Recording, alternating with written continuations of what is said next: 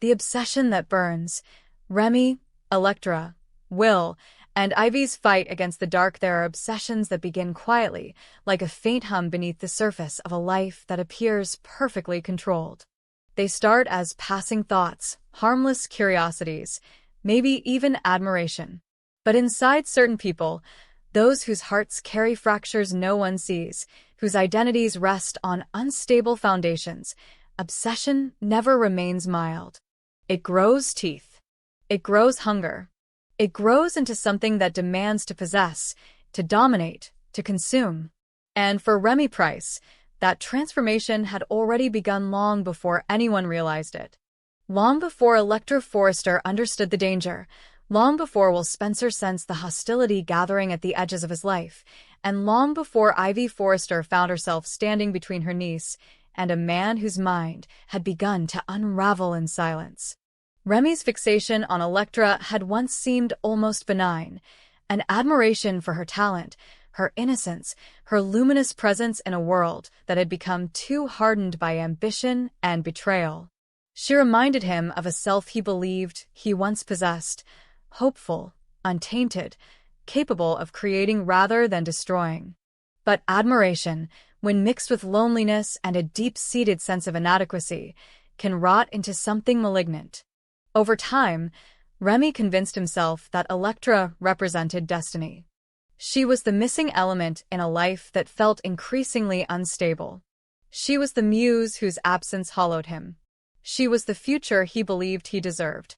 And when fate brought Will Spencer into her orbit, a young man with charm, confidence, family legacy, and the unequivocal devotion of Electra, Remy's admiration decayed into jealousy so intense it felt like a physical wound, a constant throbbing under his ribs. At first he tried to hide it. He forced himself to smile when Electra mentioned Will's name, claimed to be happy for her when she described their plans, their laughter, their trials and triumphs. But each detail gnawed at him. The idea of Electra building a life with someone else, pouring her affection into Will's waiting hands, became unbearable. Remy began observing them, telling himself it was harmless curiosity, professional concern, even creative inspiration. But it wasn't. He watched how Electra's face brightened whenever she spoke to Will, how her steps seemed lighter when she returned from seeing him. It was that ease, that joy, that Remy could not tolerate. Love, in his fragmented mind, was not something to be shared freely, but something to be owned.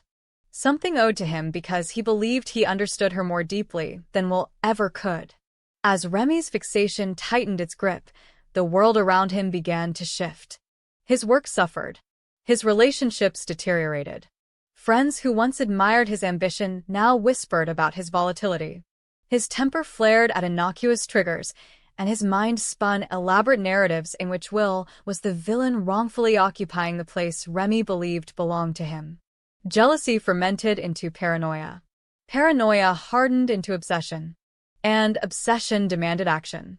The first incident was minor, barely noticeable. A careless accident in which Will's property was damaged during an event.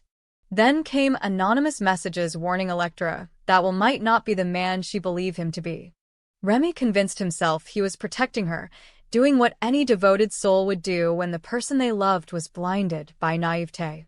But each attempt to undermine Will only revealed the truth Remy refused to face. Electra's bond with Will was unshakable. Their connection was genuine, built on honesty, sacrifice, and shared battles. That undeniable fact only fed Remy's desperation. Soon, his actions could no longer hide behind coincidence. The breaking point arrived on a night Electra had been preparing for months, a showcase of her latest design work at Forrester Creations. It was a night that symbolized her growth, the culmination of years of risking her heart and talent in an industry that demanded nothing less than perfection. She had invited Will to celebrate with her, their excitement infectious, their nervousness palpable. Will had planned a private moment afterward, something meaningful, something that hinted at the future he hoped to share with her. But Remy knew all of this. He had been listening, watching, absorbing. And jealousy, like a parasite, had grown too deeply to ignore. He told himself he needed to be there. He told himself he needed to protect Electra from disappointment, from making a mistake, from committing to a man unworthy of her. But beneath those delusions lay the darker truth. He needed to be present because the thought of Electra walking into a future that did not include him had become unbearable. The incident that followed would fracture lives. Electra had stepped out onto the terrace behind Forrester Creations to catch her breath, while only a few minutes behind her, ready to surprise her with something he carried in his pocket, a small velvet box that had weighed heavily against his heart all evening. The lights inside the building twinkled against the glass, casting shimmering reflections across the terrace floor. Electra inhaled deeply, feeling at peace for the first time in weeks. She was unaware of the figure watching her from the shadows. Remy approached with an intensity she could feel before she saw him. His voice trembled with emotion when he spoke her name. Electra turned, startled, sensing an imbalance in him she could not yet understand. He spoke rapidly, urgently, about her brilliance, her beauty, the connection he believed they shared. Electra tried gently to explain that she valued him as a friend, nothing more, and that her heart belonged to Will. The words were kind, but they struck Remy like blows. The world behind his eyes darkened. The rejection he feared, the future he imagined collapsing, ignited a rage he had been suppressing for years. When Will stepped onto the terrace, everything unraveled. Remy's jealousy erupted in a single reckless act, one that neither Electra nor Will could have anticipated. Whether it was a shove, a trip, or a deliberate attempt to harm, what mattered was the result. Someone fell dangerously close to the edge, and the night transformed from celebration to chaos. Electra screamed. Will lunged to protect her. In the struggle, Remy's expression twisted with something unrecognizable: fear, fury, heartbreak, madness.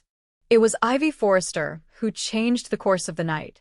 Ivy had been nearby, drawn by instinct or intuition, or perhaps by the quiet, growing dread she had been harboring ever since she first noticed Remy's fixation on her niece. She had seen the signs Electra had been too gentle to acknowledge. She had felt the danger Electra had been too trusting to sense. And when Ivy arrived on the terrace to the sight of Electra in peril and while fighting to keep her safe, she stepped forward without hesitation. Ivy intervened with a force she didn't know she possessed. Her body moved before her mind could catch up, shielding Electra, pulling her away from the edge, standing between her niece and the man who had become a threat.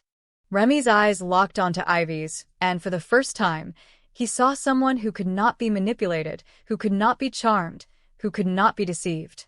Ivy stood firm, trembling only after she pushed Electra and Will behind her. The consequences were immediate and far-reaching. Security was called. Remy fled into the night, haunted by the realization that he had crossed a line he could never uncross.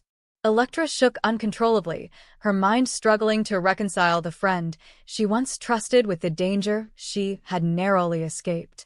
Will held her tightly, pushing away the fear that he had failed to protect her soon enough. And Ivy, though outwardly composed, felt the weight of the moment settle deep within her bones. She knew she had saved Electra's life.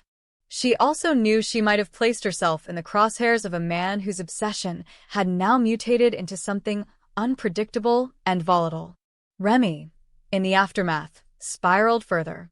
The world that once held structure now blurred into an unrecognizable haze. He convinced himself that Electra had been manipulated by Will, that Ivy had poisoned her against him, that the truth of their connection had been twisted by people determined to keep them apart. Grief mingled with fury. His shattered heart hardened into something colder. And though he disappeared from view, Electra, Will, and Ivy all sensed that they had only witnessed the beginning of something far more dangerous. Electra blamed herself, quietly, painfully. She wondered how she missed the signs, wondered if her kindness had been misinterpreted, wondered whether her trust had enabled Remy's descent. Will, ever protective, vowed never to let such danger near her again. But even he could not shake the fear that Remy's obsession had rooted itself too deeply to be easily severed. Ivy, meanwhile, kept watch with a vigilance born of love and fear. She knew obsession rarely ends with a single act. It festers. It waits. It returns. The city returned to its rhythms, but those involved felt the tremors long after the night ended. Will became more attentive, more deliberate, more alert. Electra found herself checking over her shoulder, jumping when shadows moved, struggling to reclaim the sense of safety she once took for granted.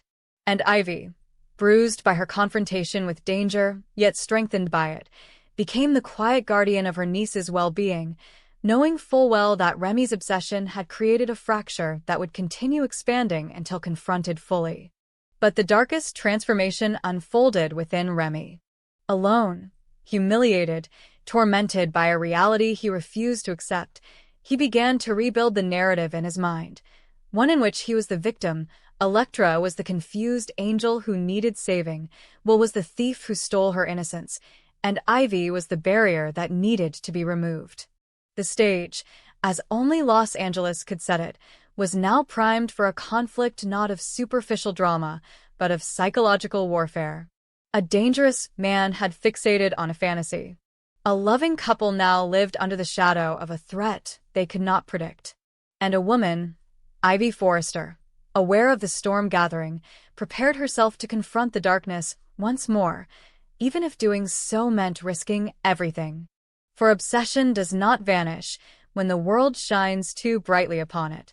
It retreats into the shadows, waiting, plotting, reshaping itself into something new.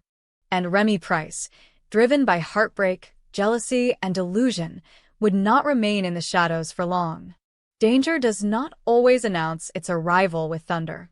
Sometimes it moves quietly, slipping into the spaces between heartbeats, between moments of false calm. After the incident on the terrace, Electra Forrester tried to reclaim her life. She attended fittings, worked on new sketches, laughed with hope, kissed Will goodnight, and pretended the world had returned to normal. But beneath the practiced smiles and the polite reassurance she offered everyone, dread crept in like a persistent, icy draft. She felt it most acutely during the quiet hours, those fragile windows between midnight and dawn when the world dims, and the imagination grows sharper. She would wake from restless dreams with the unshakable sense that eyes were on her. She would step outside the Forrester office only to feel a prickle run down her spine. And once, while exiting her car at home, she thought she heard footsteps behind her. She turned, heart hammering, only to see nothing but wind rustling through the hedges. Ivy saw all of it, the forced calm, the lingering fear, the exhaustion that collected beneath Electra's eyes like bruises painted by anxiety. Ivy became her silent shadow, keeping her phone on at all times, checking doors twice, accompanying Electra to evening events even when she claimed she was fine. The memory of Remy's expression on the terrace haunted her. It wasn't merely dangerous, it was fractured, as if pieces of him had snapped and rearranged into something unstable. Ivy had seen obsession before, but Remy's was something darker, something that had slipped into delusion. Will noticed, too. The normally confident, steady young Spencer felt tension coil in his stomach whenever Electra flinched at sudden noises or held her breath too long before unlocking her car. He tried to reassure her, but reassurance was not enough. It felt like trying to push back a tide with bare hands. He began driving her everywhere, waiting outside her rehearsals, altering his entire schedule around her safety. But love, no matter how strong, cannot always protect someone from danger lurking just out of sight. Because Remy had not disappeared. He watched from afar, first with hesitation, then with growing boldness. His obsession, once tangled emotionally, had now become a worldview, a distorted narrative in which he was Electra's rightful savior and Will Spencer the corrupt force keeping her chained. Every headline about Electra's success, every photo of her with Will, every Forrester update fueled his delusion. His mind rewrote reality until he believed Electra was crying out to him for help, trapped in a life she didn't choose, waiting for him to free her. The night Electra truly entered danger began with a seemingly innocent invitation. She had been scheduled to attend a late work session at Forrester Creations to finalize details for an upcoming charity gala. Ridge, overwhelmed with other matters, delegated the preparation to a smaller team. Hope would arrive slightly later. Ivy insisted on going with her, but Electra, eager to prove she wasn't living in fear, gently insisted she could handle a few hours alone before Ivy came by to pick her up. Ivy hesitated, the memory of Remy flickering behind her eyes, but Electra's determination won out. She made Electra promise to text every hour. Electra agreed. 2 hours passed. Ivy received no messages. She called once. No answer. Twice. Still no answer. Panic seized her chest, cold and immediate. She dropped everything and rushed to Forrester Creations, her footsteps echoing through the silent halls as she called Electra's name. But Electra wasn't there. Inside the design room, one chair had been overturned. A sketchbook lay open on the floor, pages crumpled, as if someone had stepped on them during a struggle. Ivy's breath hitched. Her hands trembled as she reached for her phone, preparing to call Will, when she saw something taped to the table. A note. 2 words. Written in Remy's distinct, elegant handwriting. She's confused. The bottom of the note was smudged with ink. Smudged, she realized, by Electra's fingerprints. The world went silent around Ivy. Time seemed to freeze. She knew, in that instant, that Remy had taken Electra. Not out of rage. Not out of vengeance. But out of obsession masquerading as love. He believed he was saving her. Protecting her. Claims that, in the mind of someone fractured, justified anything. Will arrived moments later, breathless, frantic, his eyes wide with dread when he saw the note. The fear that gripped him was primal, an instinctive terror born from the understanding that Remy was no longer simply jealous. He was unstable, and that instability had now ensnared the woman Will loved. Electra, meanwhile, awoke in a dimly lit room, not tied, not gagged, but weakened by whatever Remy had used to coax her into unconsciousness. The space was furnished neatly, almost lovingly. Flowers she liked.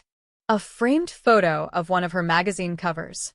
Her favorite brand of tea waiting on a small table. It was a replica of comfort twisted into something horrific. A cage disguised as care. Remy sat nearby, watching her with a softness that made her skin crawl. He spoke calmly, coaxingly, explaining that she needed space from Will and from Ivy, who were manipulating her. He insisted he was the one who truly understood her soul, her talent, her destiny. Electra realized with growing terror that she wasn't dealing with a vengeful man. She was dealing with someone lost inside his own rewritten universe. She tried to reason with him, but every word she spoke was twisted in his mind. Every plea became, to him, a sign of her confusion. Every protest became proof that others had poisoned her thoughts. Outside, Ivy and Will mobilized with desperate urgency. They contacted the police. They alerted Ridge, Brooke, Carter, anyone who could help. But Ivy, more than anyone, understood Remy's psyche. She sensed that one wrong approach could send him spiraling deeper, pushing him to desperation. And desperation could put Electra at risk. They needed finesse, not force. But time was running out. Electra, sensing Remy's instability, attempted a different tactic.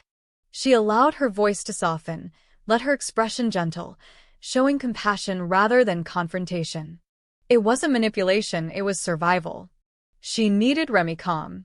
She needed him steady enough that she could think, that she could plan. But Remy interpreted her gentleness as validation. He moved closer. Too close. His fingers brushed her hair, and Electra's breath caught, not out of tenderness, but terror. And then, outside the hidden location Remy had chosen, an old art studio where he once worked, footsteps approached. Ivy Forrester had found them. Not through police tracking, not through security cameras, but through instinct. Through memory. Through the quiet, chilling realization that Remy would take Electra somewhere symbolic, somewhere that meant something to him. She approached the locked door cautiously, her heart pounding, the weight of responsibility heavy in her chest. She did not call out. She knew startling Remy could turn the situation deadly. Instead, she stepped inside silently as the old metal door creaked open. What she saw made her blood run cold. Electra, pale, trembling, seated on a chaise near the window. Remy, leaning toward her, his expression a mix of tenderness and delusion. The air, thick with tension so sharp it felt like a blade. Ivy stepped forward. The creak of the floorboard broke the illusion. Remy turned. His face changed, softness morphing into something feral, something defensive, something dangerous. "You shouldn't be here," he whispered. Ivy knew in that instant that her presence could make or break everything. She chose to be calm, steady, present. She spoke slowly, her voice low, soothing, threading each word with intention. But Remy's mind, already cracking, splintered further under the pressure. He grabbed something nearby, a tool, a piece of metal, anything that could become a weapon in the hands of someone desperate enough. Electra cried out, not because she feared harm to herself, but because she feared what Remy might do under stress. Will, who had followed Ivy despite her protests, burst inside just as Remy's grip tightened. The chaos erupted. Electra struggled to rise. Ivy shouted for Remy to stop. Will lunged forward, instinct driving him to protect Electra. Remy's face twisted, pain, jealousy, betrayal, all feeding into one catastrophic impulse. It was a single second suspended in time. And then all hell broke loose. In the frantic scramble, Electra stumbled backward, nearly falling. Ivy rushed to shield her once more, the same protective instinct that saved Electra on the terrace, now putting Ivy directly in the path of Remy's rage. Will restrained Remy long enough for Ivy to pull Electra behind her, but Remy fought wildly, strength fueled by delusion. By the time security and police arrived, alerted by Will's earlier call, the studio had become a war zone of shattered illusions and raw fear. Remy was restrained. Electra collapsed into Will's arms. Ivy wiped tears she hadn't realized were falling. The nightmare, for now, was over. But the scars left behind were deep. Electra would carry the memory of Remy's eyes for years, the way obsession twisted love into something monstrous. Will would carry guilt that he had not protected her sooner. Ivy would carry the burden of knowing she nearly lost her niece not once, but twice. And Remy, broken, delusional, and consumed by the fantasy he built, would face consequences far beyond the reach of obsession. Yet even as he was taken away, his eyes found Electra, not with hatred, but with a chilling, delusional tenderness. As if he still believed she belonged to him. As if the story was not over.